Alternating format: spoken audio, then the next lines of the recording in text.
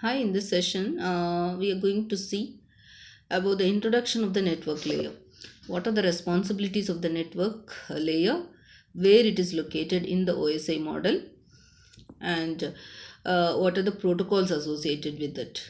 Okay. So, understanding the principles behind the network layer, we have to know what are the services provided by the network layer. As I said already, it is placed under the transport layer in the OSI model. First comes our present application layer, then presentation layer, next session layer, then comes transport layer, then network layer. So it is in the fifth position in the OSI model, traveling from top to bottom. Yes. So what are the services if you see?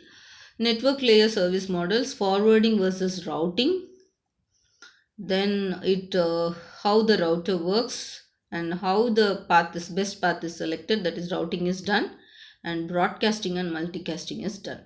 These are the things which we are going to see, and these are the services also by the network layer.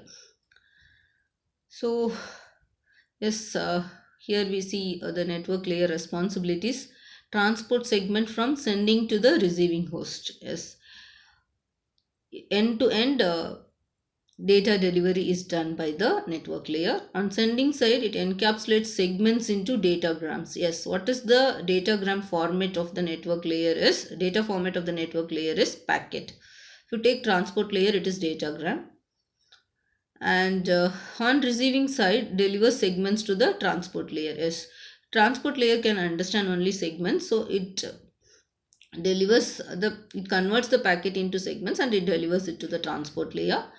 And network layer protocols in every host. So what is the associated protocol of network layer if you ask? It is nothing but IP protocol, internet protocol.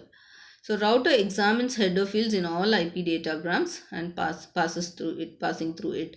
So what is the use of router is it checks the destination address in the IP datagram header and it routes the packet to the corresponding destination using the shortest and the cheapest path. See, so in the intermediate nodes, the packets will reach only till the network layer. It will not go till the application layer. Only when it reaches the destination, it will travel till the application layer.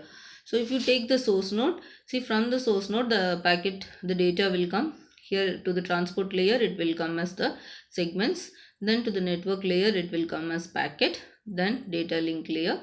Then physical layer. Once next it goes to the next intermediate node. So in the intermediate nodes and all, it will not reach till application layer. It will go till just network layer. Uh, Data link layer, because in data link layer it will find what is the next hop that has to be forwarded based on the destination address. So it will reach only till the network layer. So data link layer will find the path to the next hop.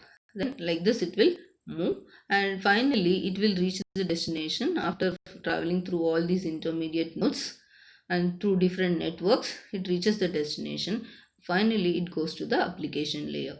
So what happens from the application layer of the source to the application layer of the destination, the packet moves.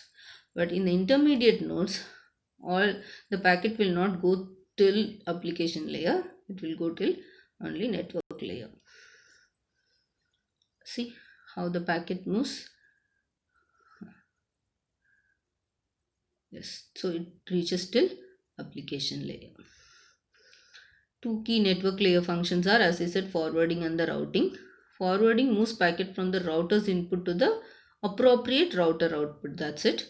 Routing determines the route taken by the packet from the source to the destination with the help of the routing algorithm and the protocols. What is routing? It is nothing but process of planning trip from source to destination. Yes. Instead of trip, we can make it as packets in a network terminology. Forwarding is nothing but process of getting through single interchange. How to move the packets. Yes, this is routing and the forwarding. So forwarding is nothing but See here, from which link, from incoming link, if the packet comes, to reach the destination, through which output link it has to be forwarded. That is decided by the forwarding table. But the routing table decides to which destination it has to be, which path should be followed to reach that particular destination. That is the difference between routing and forwarding.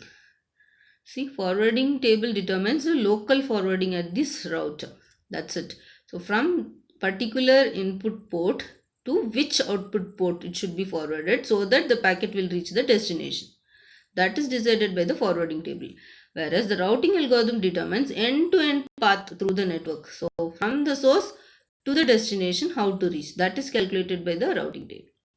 Forwarding table just it decides if the packet comes with the particular destination address, then through which link output port it has to be forwarded, whether through 1 or through 2 or 3 through 3.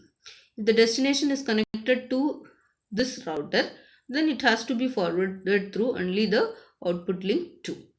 So that is decided by the forwarding table. So with this, I am ending this session. Thank you. Bye.